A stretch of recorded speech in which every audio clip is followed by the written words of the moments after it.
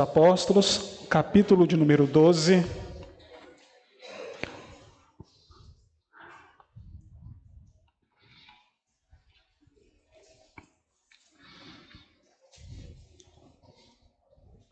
A partir do verso de número 1.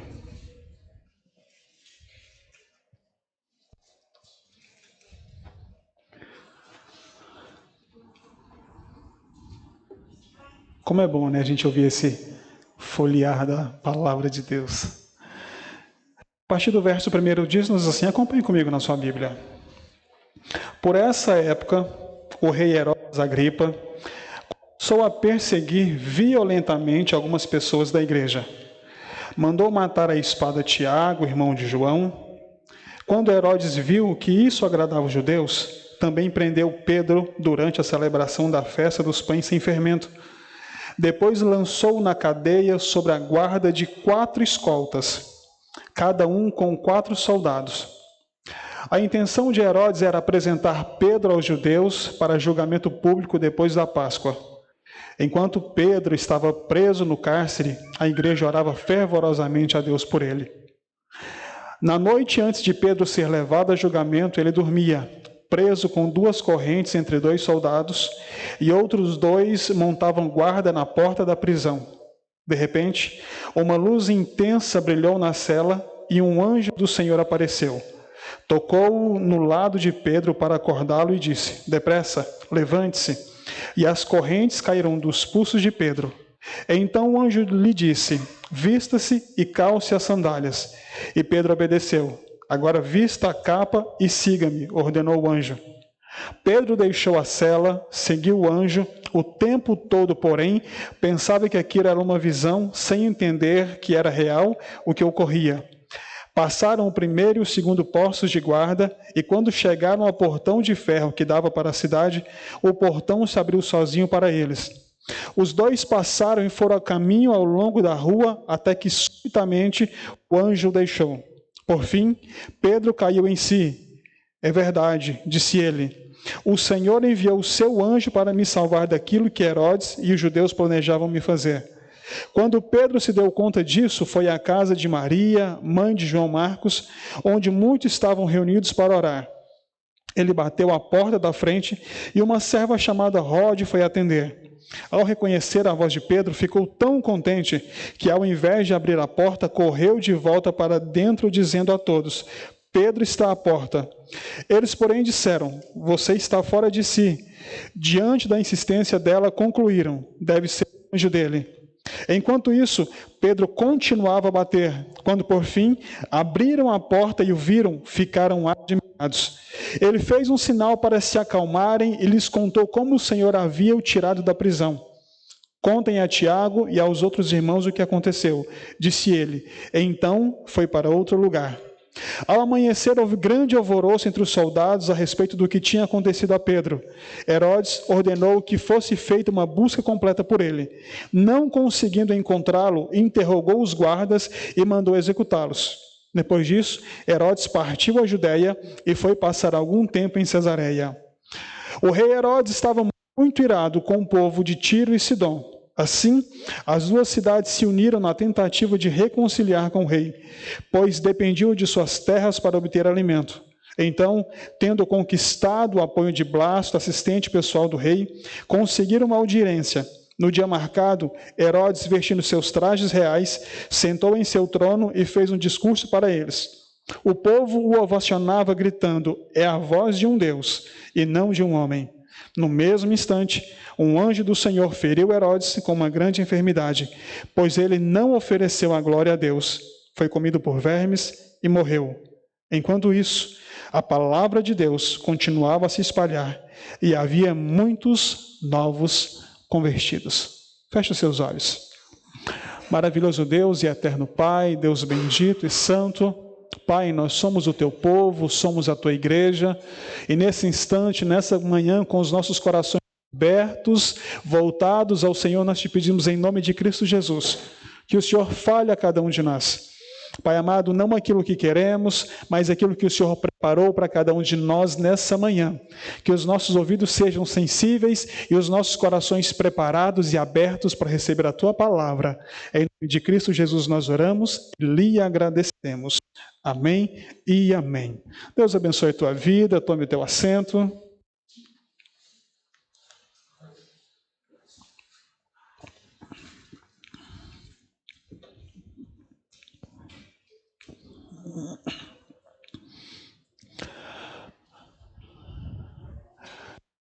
Jonathan Goforth foi um missionário canadense, membro da Igreja Presbiteriana do Canadá, e ele aprendeu sobre a glória de Deus no meio de extrema perseguição do exército japonês.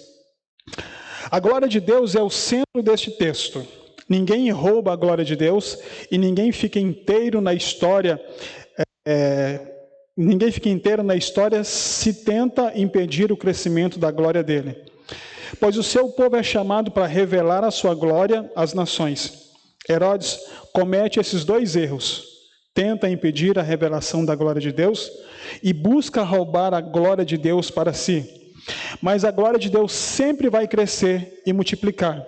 E o texto nos apresenta elementos importantes. Se eu fosse dar um tema para essa mensagem nessa manhã, o tema seria: Deus ainda detém o controle das portas que os homens fecham. Vou repetir. Deus ainda detém o controle das portas que os homens fecham.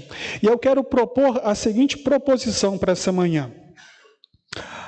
A perseguição vem com o propósito de nos separar e nos parar a pregação do Evangelho. E nos parar a pregação do Evangelho. E faz com que a pregação do Evangelho avance ainda mais. Para essa manhã, baseado nesse texto, eu quero propor 3 pontos. E o primeiro ponto é: a perseguição não impede o propósito de Deus. A perseguição, ela não impede o propósito de Deus. Quando nós olhamos no capítulo de número 12, a partir do versículo de número 1, o verso de número 1 começa da seguinte forma: por essa época. E que época é essa? O que é que Lucas estava dizendo aqui? Quando nós paramos para observar Atos dos Apóstolos, nós vemos a igreja do Senhor Jesus sendo inaugurada. Nós vemos o Espírito Santo envolvendo a sua igreja com poder e autoridade e capacitando-os a anunciar o Evangelho, a propagar a palavra do reino de Deus. Nós vemos então Deus capacitando homens, para que pudesse anunciar. Nós vemos aqui então Pedro, que sempre pregou alguns sermões, mas em Atos dos Apóstolos nós vamos ver Pedro, numa das suas mensagens, pregando e 3.000 almas se convertendo a Cristo. Nós vemos então a igreja crescendo, sinais, prodígios, maravilhas acontecendo, e com tudo isso nós vemos também que uma perseguição começa a acontecer justamente por causa da crescente do Evangelho, justamente por causa da ação que os discípulos e os apóstolos estavam tendo de anunciar o Evangelho de Cristo. E a Bíblia vai dizer que grandes coisas começam a acontecer. O povo começa a crescer, a igreja começa a crescer, o Evangelho é anunciado, mas a Bíblia também vai dizer no capítulo de número 11, justamente o texto que foi pregado na semana passada. Se você não viu, eu te convido a ver, está no YouTube, no canal da igreja e também nas plataformas digitais, onde o Fábio pregou sabiamente e muito bem, falando sobre como nós precisamos estar aprofundados dentro das profecias, e como nós podemos refutá-las e saber se de fato é verdade ou não. E justamente nesse capítulo de número 11, no finalzinho do capítulo de número 11, a Bíblia vai dizer no verso de número 28, que uma grande fome foi anunciada que viria por aqueles dias.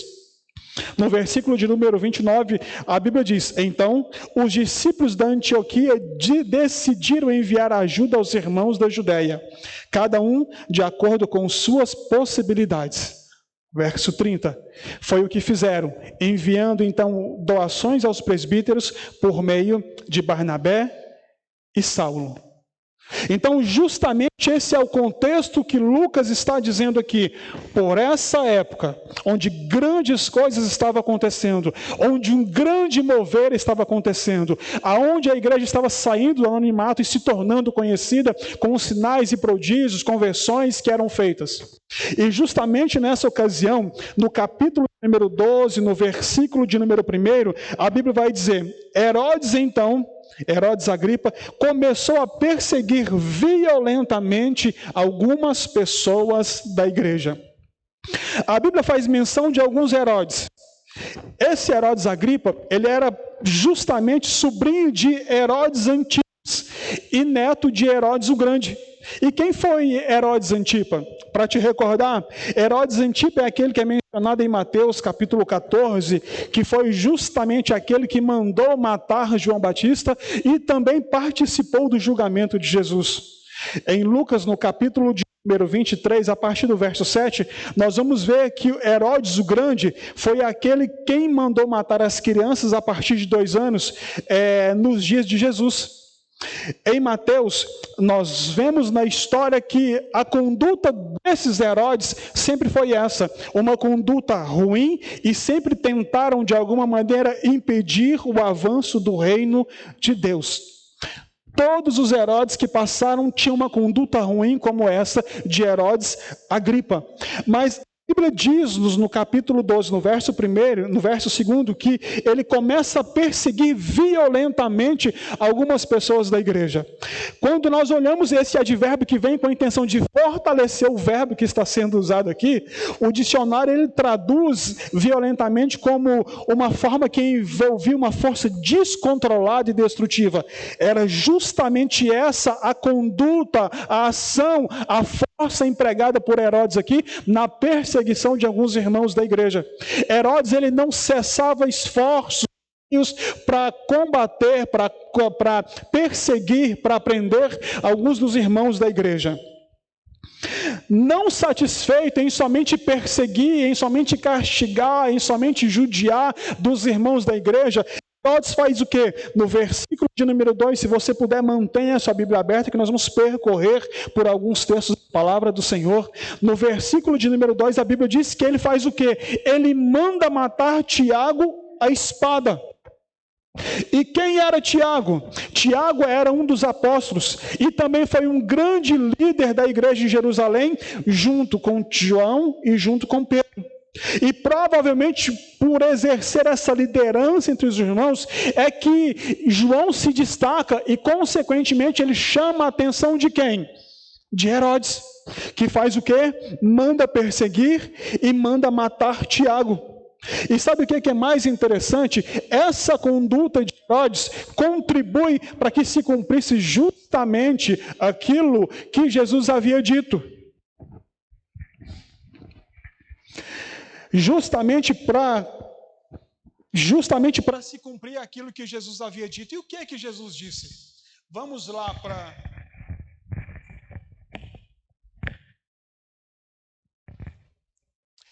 Vamos lá para Mateus capítulo 20, a partir do verso de número 22. A Bíblia vai dizer que a mãe dos filhos de Zebedeu, ela chega até Jesus e fala para Jesus: eu posso te fazer um pedido? Jesus diz para ela: sim, claro, o que você quer? Ela diz: por favor, Senhor, permita que no seu reino estes meus 2 filhos, que um era Tiago, se sentem um à sua direita e outro à sua esquerda. Então Jesus disse a eles: vocês não sabem o que estão pedindo. São capazes de beber do cálice que eu estou prestes a beber? Eles prontamente responderam: sim, estamos. Jesus então diz: certamente vocês beberão do mesmo cálice que eu, referindo à morte que eles teriam. Mas a decisão de se assentar à minha direita ou à minha esquerda não é minha. Esses lugares foram preparados por meu Pai para aquele a quem ele escolheu. Ou seja, com a atitude de Herodes estava cumprindo aquilo que Jesus já havia anunciado há algum tempo atrás, o tipo de morte que Tiago teria. Com essa ação de Tiago, com essa ação de Herodes, Tiago está inaugurando, Tiago está sendo o primeiro mártir. Aí você está falando, mas pastor, como assim? Se o primeiro mártir que a história diz foi Estevão, como que você está dizendo que Tiago foi o primeiro mártir? Sim, Tiago, ele foi o primeiro mártir entre os apóstolos a morrer da mesma maneira que o seu Senhor morreria, sendo perseguido. E sabe o que é mais interessante? É que a Bíblia vai dizer que Herodes, não satisfeito com isso e com a intenção de agradar os judeus, olha o que a Bíblia diz no versículo de número 4. Diz assim a palavra do Senhor: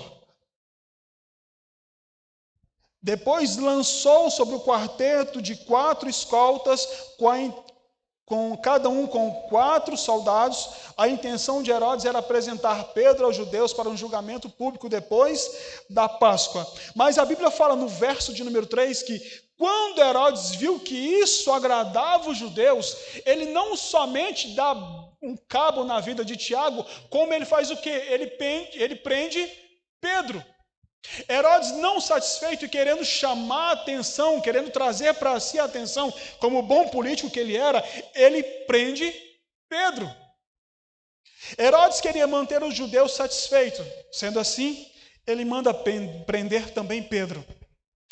No versículo de número 4 e 5, a sua intenção era, depois que o cordeiro pascual fosse comido e a festa dos 7 dias terminasse, presentear o povo, o condenando à morte, e isso publicamente.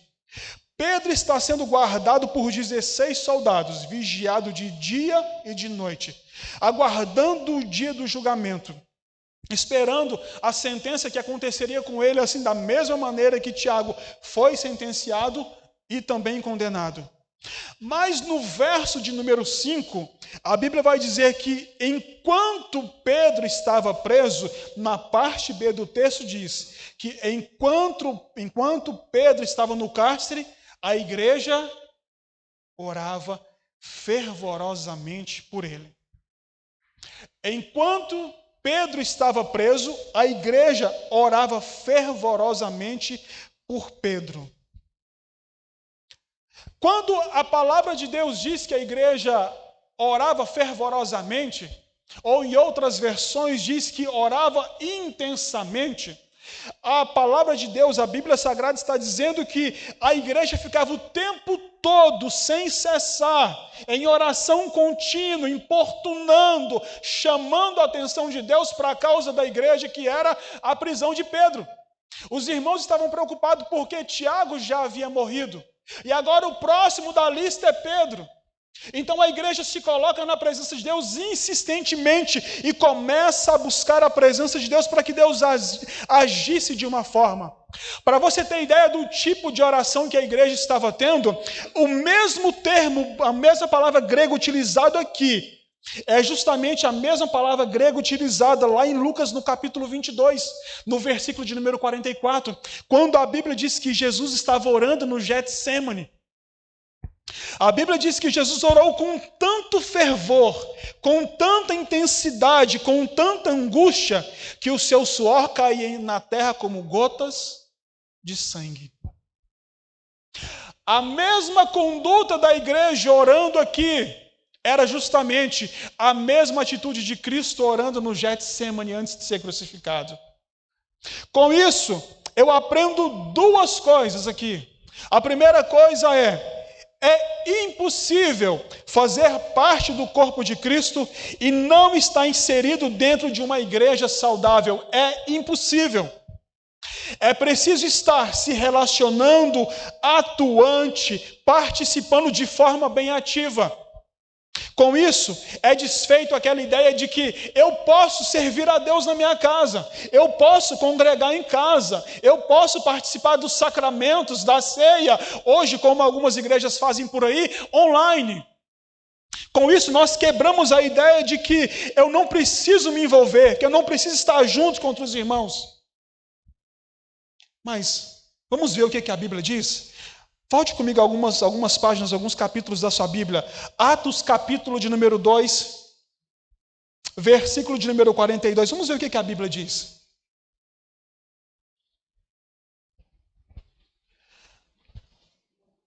Diz assim a palavra do Senhor. Todos, quem eram esses todos? A igreja que estava sendo inaugurada. Todos dedicavam de coração ao ensino dos apóstolos, à comunhão, ao partir do pão e à oração. Havia entre todos eles um profundo temor, e os apóstolos realizavam muitos sinais e maravilhas. Os que criam se reuniam num só lugar e compartilhavam tudo o que possuíam.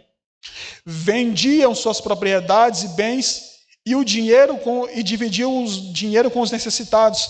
Adoravam junto no templo diariamente. Reuniam-se nos lares para comer e partir o pão com grande alegria e generosidade, sempre louvando a Deus e desfrutando a simpatia de todo o povo. E cada dia o Senhor acrescentava aqueles que iam sendo salvos. A conduta da igreja primitiva era justamente essa, de se relacionar. Eles se envolviam uns com os outros. Eles estreitavam os relacionamentos. É tão verdade isso, que quando nós observamos no capítulo de número 12, a partir do versículo de número 12, capítulo 12 de Atos, versículo de número 12, olha o que a Bíblia diz. Pedro, quando se deu conta disso, foi à casa de Maria, mãe de João Marcos, onde muitos estavam reunidos para quê? Para orar. Ele bateu à porta da frente e uma serva chamada Rode foi atender. Ao reconhecer a voz de Pedro, ficou tão contente que, ao invés de abrir a porta, voltou correndo para dentro, dizendo a todos: Pedro está à porta. Eles, porém, disseram: você está fora de si.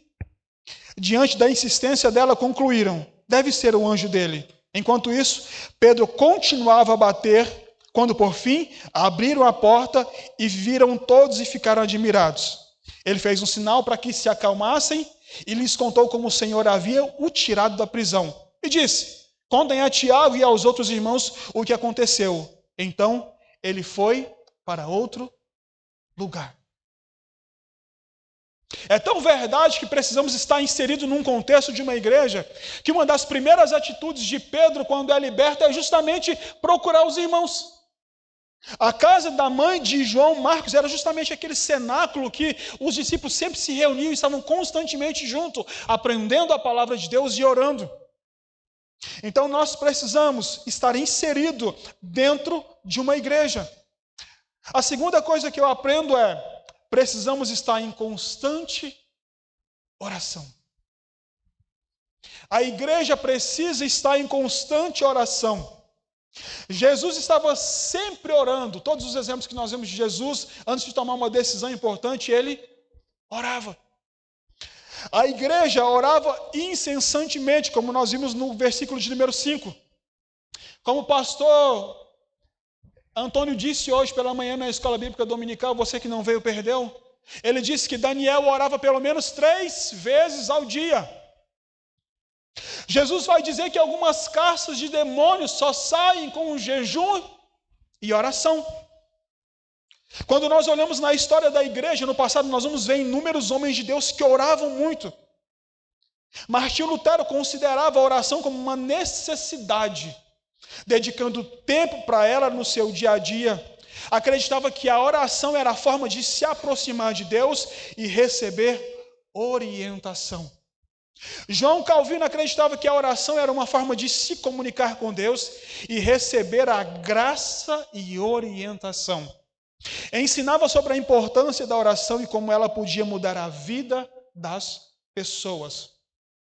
John Knox era um orador apaixonado e persistente. Suas orações eram consideradas temidas pela rainha da Escócia, demonstrando seu impacto e poder. Ana orava, Samuel orava, Davi orava, a igreja orava. Nós precisamos estar envolvidos nesse contexto de oração.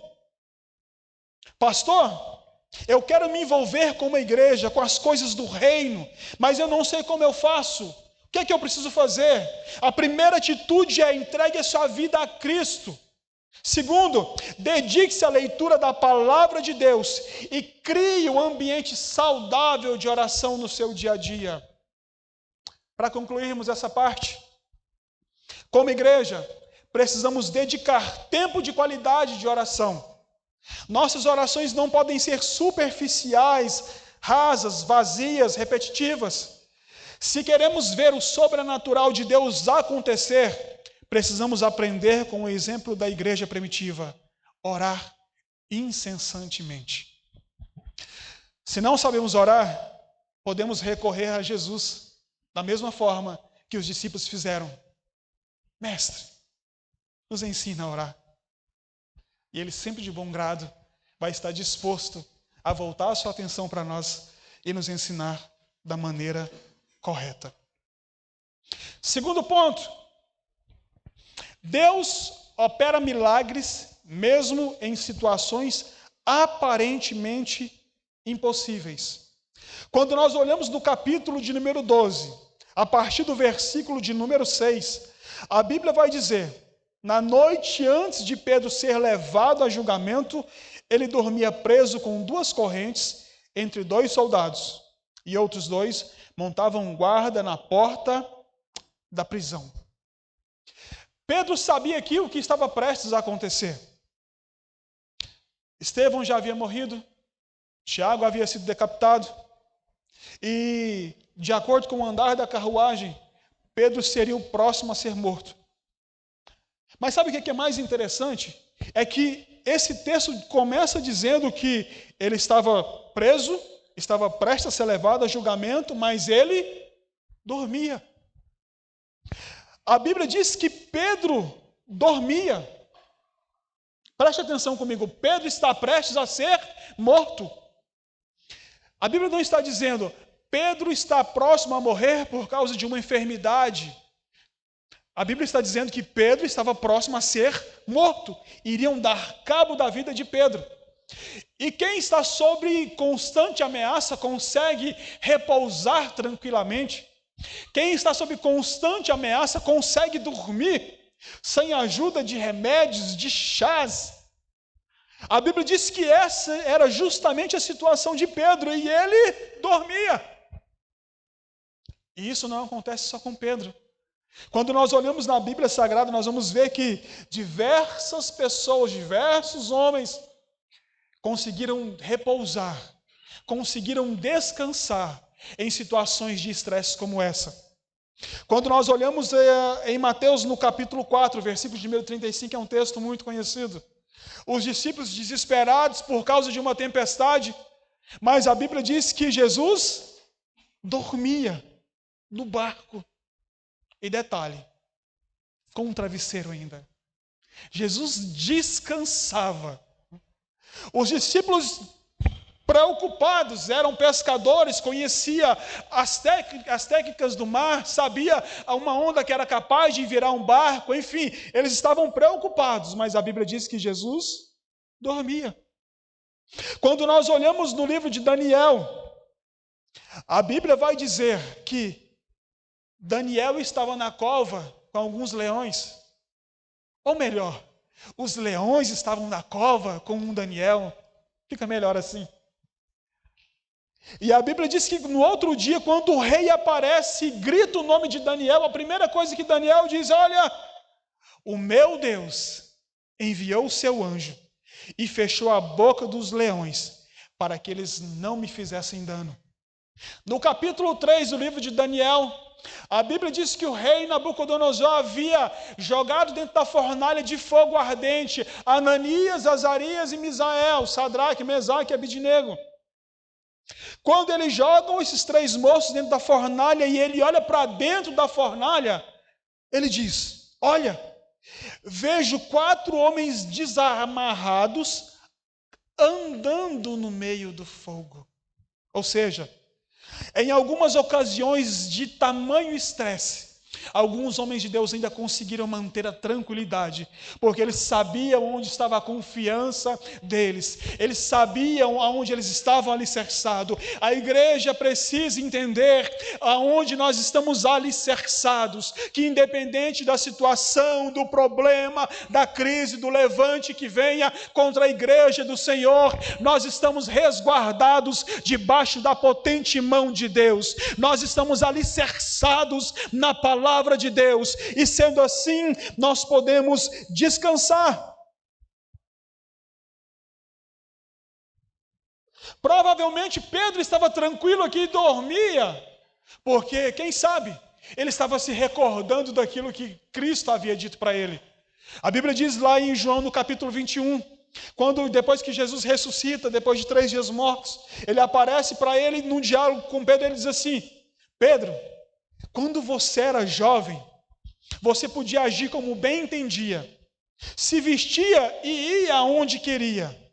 Mas quando você for velho, Pedro, estenderás a mão a outros e eles o vestirão e levarão você aonde você não quer ir.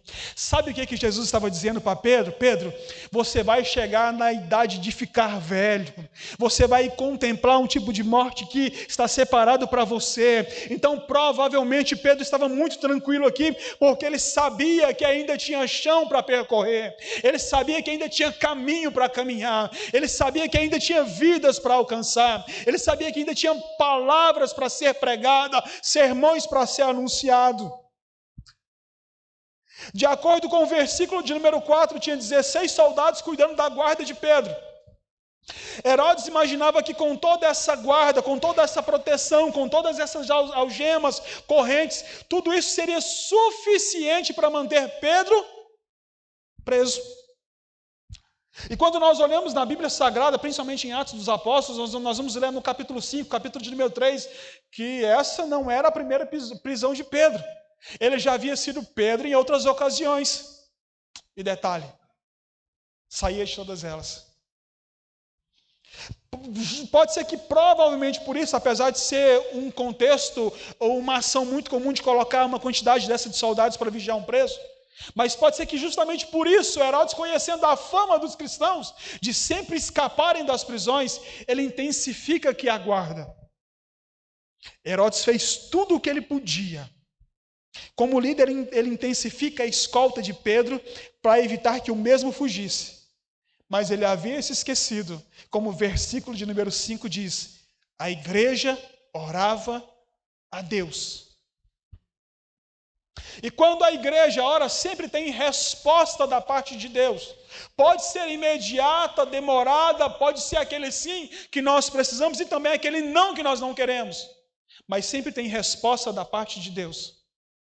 E a Bíblia diz, no versículo de número 7, acompanhe comigo o que a Bíblia diz. Pedro estando preso, de repente, uma luz intensa brilhou na cela, e um anjo do Senhor apareceu, tocou ao lado de Pedro para despertá-lo e disse: depressa, levante-se. E as correntes então caíram dos pulsos de Pedro. Então o anjo disse: vista-se depressa. Em outras traduções disse: cinja-te. Porque essa expressão de cingir era quando alguém se preparava para correr, ele pegava a capa lá de baixo e prendia no cinturão aqui no cinto, para que ele tivesse habilidade e facilidade para correr. O anjo está dizendo para ele: olha, vista-se depressa e calce as sandálias. E Pedro obedeceu. Agora, vista a capa e siga-me. E ele assim o fez. Pedro deixou a cela, seguindo o anjo. O tempo todo, porém, pensava que era uma visão, porque essa não era a primeira visão que Pedro poderia estar tendo. Lembra lá de Atos dos Apóstolos, quando ele tem a visão do lençol que descia do céu com animais impuros? Então, provavelmente, Pedro estava pensando que é mais uma visão. Vou ver o que vai acontecer. E Pedro vai andando, eles dizem que eles passaram pelo primeiro e o segundo postos da guarda. Quando eles chegam no portão de ferro que aguardava para fora da cidade, o portão se abriu sozinho. Os dois passaram e foram caminhando ao longo da rua até que o anjo o deixou. Justamente aqui cai a ficha de Pedro que aquilo não era mais uma visão, de que aquilo não estava se repetindo o que havia acontecido lá atrás com o lençol. Pedro está contemplando aqui justamente uma resposta de Deus para a igreja, porque Pedro estava preso, mas a Bíblia diz que a igreja orava insistentemente a Deus. Essa foi a resposta da parte de Deus para a sua igreja. Sabe o que é mais interessante? Deus aqui fez da mesma forma que ele fez lá no passado. A Bíblia diz que o povo hebreu sai do Egito, e quando eles estão no mar ali de frente ao mar vermelho, Deus, num passe de mágica, abre as águas do mar para que o seu povo atravessasse a pé enxuto. E aqui aconteceu com Pedro da mesma forma, automaticamente, como num passe de mágica, num grande milagre, os portões da cidade se abriram e Pedro pôde sair. A postura de Pedro aqui é uma demonstração clara dos efeitos da paz de consciência e da confiança dele em Deus. Sem dúvida, Pedro sabia qual era a intenção de Herodes. Tiago acabara de ser morto. Pedro não tinha motivos para esperar um destino melhor. E, no entanto, nesse estado, ele dormia tão tranquilamente como se não houvesse perigo. Sendo necessário, olha o que a Bíblia diz. Versículo de número 7, quando o anjo entra dentro da cela, Pedro está dormindo num sono tão profundo. A Bíblia não fala qual que é o nome desse remédio para dormir que Pedro usava, mas ele estava dormindo num sono tão profundo, que a Bíblia diz no verso 7 que o anjo precisou dar uns cutucão do lado dele. Meu filho, acorda. Quem está prestes para morrer dorme com tanta facilidade assim? Quem está prestes a morrer dorme tão fácil dessa maneira? Para completar sua condição, não há nada que proporcione descanso tranquilo e um sono tranquilo, como certamente uma consciência tranquila, livre de ofensas. E em meio a perigos eminentes, aquele que confia em Deus pode descansar em segurança e calma. Salmo de número 3, versículo de número 5 diz assim: deitei, dormi, acordei em segurança, pois o Senhor me guardava. Salmo de número 4, em paz me deitarei e dormirei, pois somente tu, Senhor, me guardas em segurança. Pedro estava descansando tranquilamente no Senhor, confiando no Senhor, esperando no Senhor. Agora a pergunta que não quer calar: Tiago morre, Pedro é livre. Como entender isso? Tiago morreu, Pedro foi livre da prisão. Será que Deus tem os seus preferidos, os seus prediletos, os seus favoritos? Em alguns lugares as pessoas diriam que sim. Será que Tiago estava em pecado e foi consequência do seu erro? Ou será que Pedro aqui tinha muito mais fé do que Tiago? A resposta é muito simples, irmãos. A resposta é simples. Essa é a soberania de Deus. Tem coisas que não tem explicação. Ele é monarca. Ele é Deus. Ele tem a autoridade suprema e controla todas as coisas sobre a criação e sobre a história.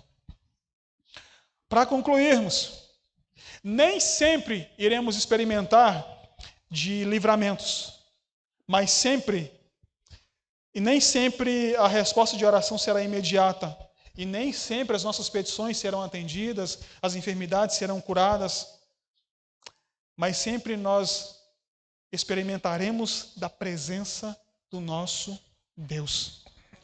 Mesmo em tempos difíceis, em dias difíceis, mesmo em ocasiões quando nada parece que vai dar certo, nós temos o privilégio de ter a presença de Deus conosco. A palavra dele diz: eis que eu estou convosco todos os dias. Amém? Caminhando para o fim. Terceiro ponto. O crescimento do evangelho é imparável. Quando nós olhamos no capítulo de número 12, quando nós observamos o capítulo de número 12 e os capítulos anteriores, nós vemos que a igreja está crescendo, ela está em alta. Muitas coisas acontecendo, como nós vimos, milagres acontecendo, novos convertidos, novos discípulos. A igreja está crescendo. Só que com o crescimento da igreja, ela começa a despertar também a intenção de algumas pessoas a dar cabo da igreja, a parar a igreja. E é uma das coisas muito comum em todos os tempos, em todas as épocas. Pessoas vão se levantar, principados vão se levantar, entidades vão se levantar com a intenção de parar a igreja do Senhor.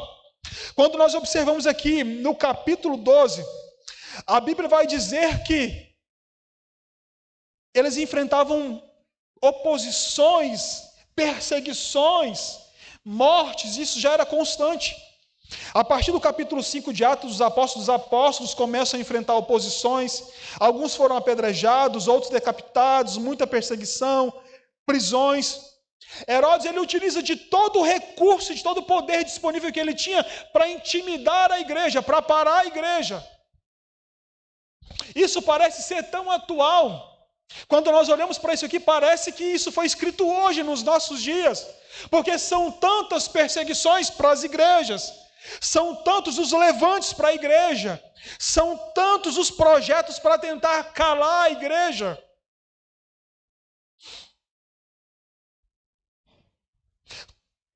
Tudo aquilo que Herodes tentou para tentar parar o povo de Deus, a igreja de Deus, foi fracassado. Por quê? Porque a igreja de Cristo está alicerçada na palavra de Jesus. E o mestre disse que as portas do inferno não vão prevalecer contra a igreja do Senhor. Eles podem fazer o que quiser, podem criar leis que quiser, podem tentar nos parar a igreja do Senhor, mas nós estamos alicerçados na palavra dele. Quando nós observamos o versículo de número 20, a Bíblia diz: o povo de Tiro e Sidom, com o apoio de Blasto, que era assistente de Herodes, consegue o que? Uma audiência com o rei, porque eles dependiam das terras do rei para poder se alimentarem. E o rei não estava muito bem com eles. E eles então convencem Blasto, e Blasto consegue uma audiência com Herodes para que eles pudessem conversar com o rei. E a Bíblia diz que Herodes concede essa audiência para eles. A gente coloca óculos, a gente não enxerga vocês, a gente tira o óculos, a gente não enxerga a Bíblia, e assim vai. Herodes então concede uma audiência para eles.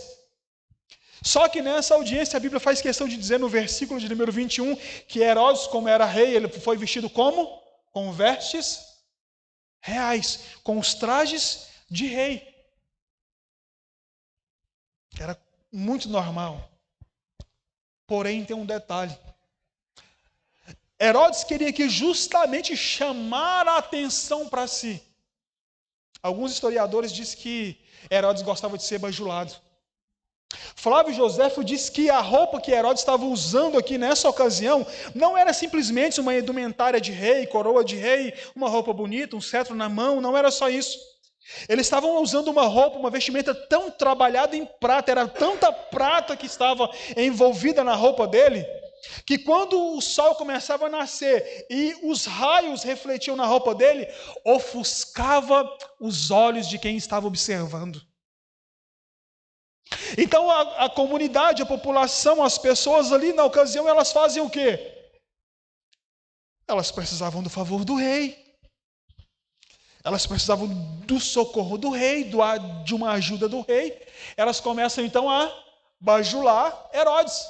E elas começam então a dizer assim: olha, é a voz de um Deus e não de um homem. Era justamente o que Herodes queria, ser bajulado. Era justamente o que Herodes precisava, que o seu ego fosse massageado. Era justamente que Herodes queria trazer a atenção para si. Ele estava disposto a receber a adoração que não era para ele. Tal atitude ainda era mais pecaminosa porque ele conhecia quem era o Deus verdadeiro. e conhecia justamente o que acontecia quando alguém queria ocupar ou receber uma glória que era de Deus. Herodes era orgulhoso e estava disposto a ser bajulado e até mesmo adorado. Buscava o aplauso dele e vestia dessa maneira esplêndida para despertar a admiração. E quando chegaram ao ponto de oferecer uma homenagem divina, ele prontamente acatou, aceitou, recebeu, sem rejeitar a bajulação daquele povo. Mas ouviu atentamente os seus louvores. Verso de número 23. A Bíblia diz: no mesmo instante, um anjo do Senhor feriu Herodes com uma enfermidade, pois ele não ofereceu a glória a Deus. Foi comido por vermes e morreu. Um anjo do Senhor toca em Herodes e dá um cabo da vida dele. No versículo de número 7, nós vemos um anjo do Senhor tocando em Pedro e despertando. E aqui nós vemos um anjo do Senhor tocando em Herodes, e como consequência de seus pecados, ele tem a sua vida ceifada. O pastor Leandro Tinoco, o pastor Léo, ele usa uma frase, que ele diz assim que um dos maiores perigos é no meio de um avivamento, alguém querer tocar na santidade de Deus. E a igreja está vivendo justamente isso aqui, um grande avivamento. Atos dos Apóstolos é um grande avivamento. E na primeira oportunidade que Herodes teve, ele quis trazer para si a glória que não era dele, era de Deus. E como consequência dos seus atos, ele morreu. Enquanto tudo isso acontecia, enquanto alguns estão sendo perseguidos, alguns estão sendo mortos, alguns estão sendo decapitados, alguns estão sendo perseguidos violentamente, sabe o que a Bíblia diz? Enquanto Herodes está morrendo, verso de número 24, enquanto isso, a palavra de Deus continuava a se espalhar e havia muitos novos convertidos. Nada parava o crescimento da obra de Deus. Nada impedia o avanço do reino de Deus. Nada podia impedir que o reino de Deus crescesse. As perseguições haviam cessado, e apesar de todas as tentativas feitas para esmagá-la, a agitação da igreja aumentou e floresceu. A libertação de Pedro, a morte de Herodes, contribuíram para estender tudo isso. Alguns que costumam dizer por aí que a igreja ela é como clara de ovo. Quantos conhecem? Sabe quando você pega a clara de ovo e começa a bater a clara de ovo? Quanto mais vai batendo, mais ela vai crescendo. E a igreja do Senhor é assim. Quanto mais persegue, mais ela cresce. Quanto mais se levanta, mais ela se fortalece. Quanto mais tentam nos parar, mais adiante e prosseguindo nós vamos.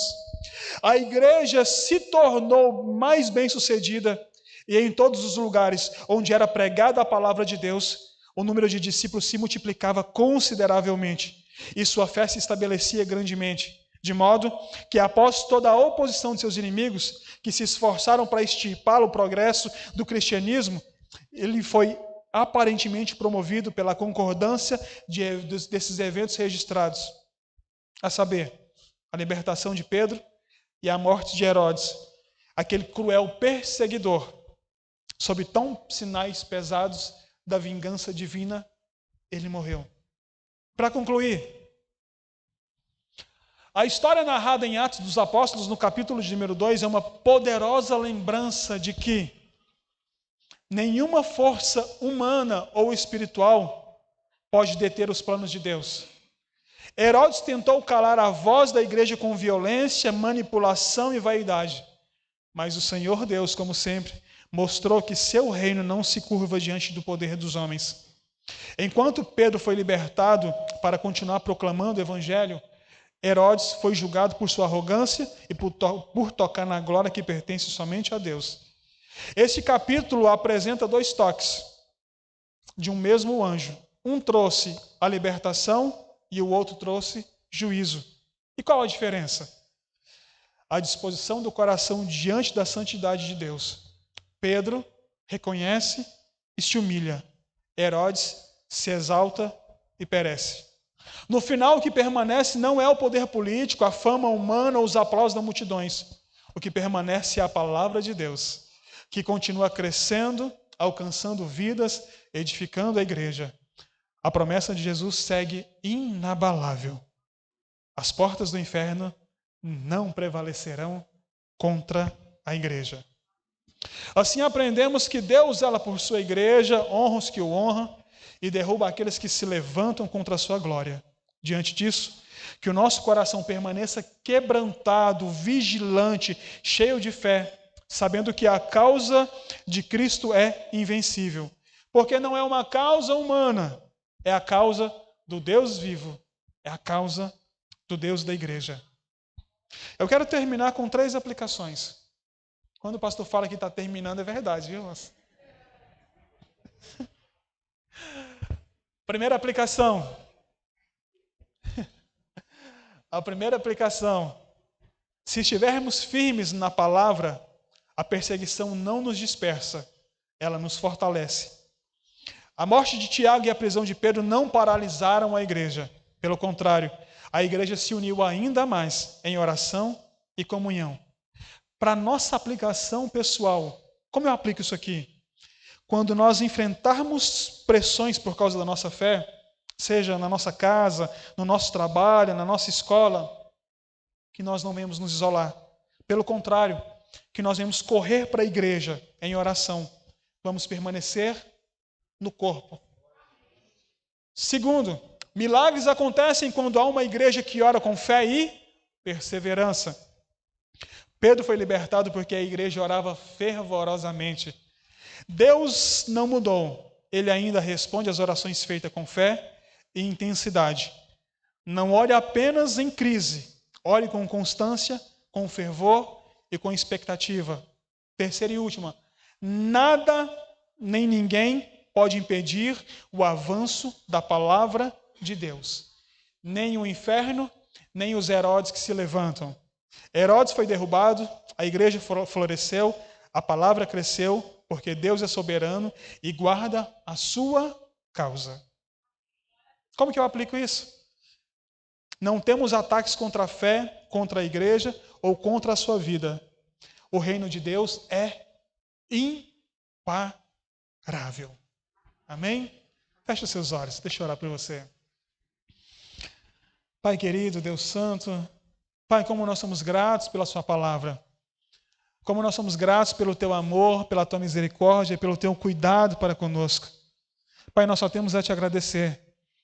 Só temos a te agradecer, Pai, porque em meio a perseguições, em meio a lutas, em meio a adversidades, nós temos um Deus que é vivo e sempre está cuidando de cada detalhe, está no controle de todas as coisas.